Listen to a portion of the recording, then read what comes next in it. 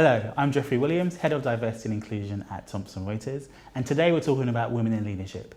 I'm joined by Dana Denis-Smith, the CEO of Obelisk Support. How are you doing today? I'm very well. Good to be here.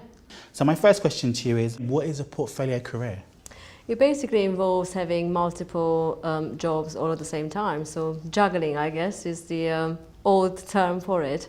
So you're able to work and service different clients at different times, or even different types of roles. So you can be a non-exec, a trustee, and say a lawyer as a freelancer, all at the same time. What does a portfolio career look like to you?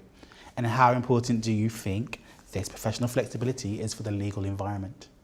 I think it's a new thing that's happening in the legal profession to have a more varied career.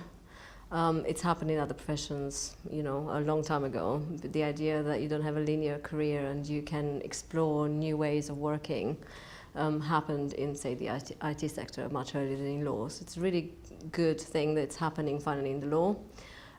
It can really position you very well in the marketplace. It's about being able to add new skills to really mold yourself to new working environments. So I think it's a really positive direction. It's really great that we're seeing it come into the law.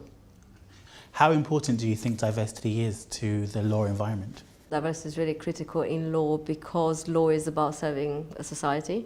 So you can't really, there's no point to having law without a society that it's supposed to serve. So diversity starts with being able to be a credible supplier to that society you serve. So you need to have a legal profession that is representative, and I think it has to be representative across the board. Now, it's a very divided profession here because you've got barristers, solicitors, magistrates, judiciary, all sorts of different types. And it's really important that across the board people feel they can trust those that are administering justice, if you like, and diversity is critical for that. What needs to happen to turn the dial up on gender equality in the working environment? Well, I think gender equality really is an easy one because, first of all, I think we should have financial commitments and, things like pay gap shouldn't exist. And again, the legislation enables organizations to really address that. A lot of the retention issues appear out of the cost of childcare, for example, the lack of support around managing an increasing cost at home with, a working life and not being able to cover those costs. So actually, one of the things you can do to keep women and really make them feel they want it in the organization is just to pay them equally and more. And so organizations should really look into that and pledge financially towards that, not just, network drinks and things like that. So earlier on, you were talking about your great project, 100 Years. What inspired you to create this first 100 Years project?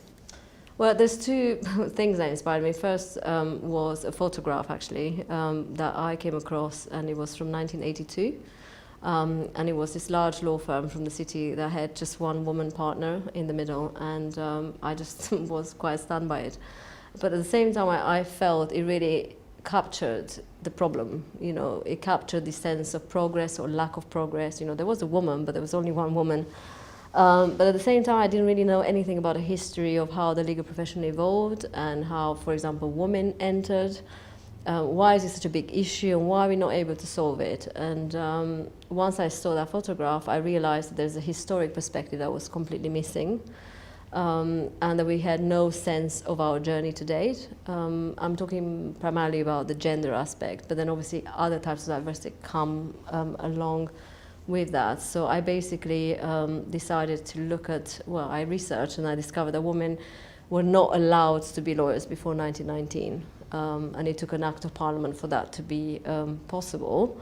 And I started a campaign to celebrate the centenary of women being allowed to be lawyers. And to my amazement, a lot of people had no idea how short the history of women had been. And so a lot of the progress that we're seeing recently is probably quite revolutionary when you look at that historic context. It's quite fast-paced, but slow at the same time.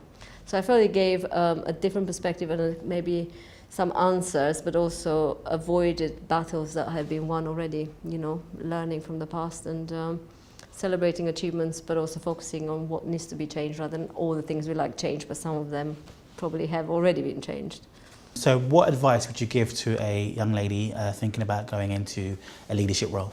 Go for it. It's rule number one. It's very, difficult in a way to take on a lot of responsibilities. And I think a lot of leadership comes at the same time when you have a family. You know, I have a 7-year-old, and basically I've run my company, my charitable organization, all at the same time. And at times it just feels overwhelming. It's a lot going on, but you need to want to stay in and continue to lead rather than step out. So staying involved is rule number one, and welcoming the opportunity to challenge yourself, however overwhelming it feels. I think it's, you find that you're not the only one that is overwhelmed. You know, men feel the same, and other people that want and step up to that role. So you can't lead without stepping up to it, and so just do it. Okay, so to close things out, how would someone find out about the First 100 Years project? We have a website. It's first 100 in numbers years, and or you can actually Google it. And you can always contact the organizations, and we'll for sure get you involved. There's plenty of stuff to do ahead of next year. Brilliant. Thank you so much for your time today.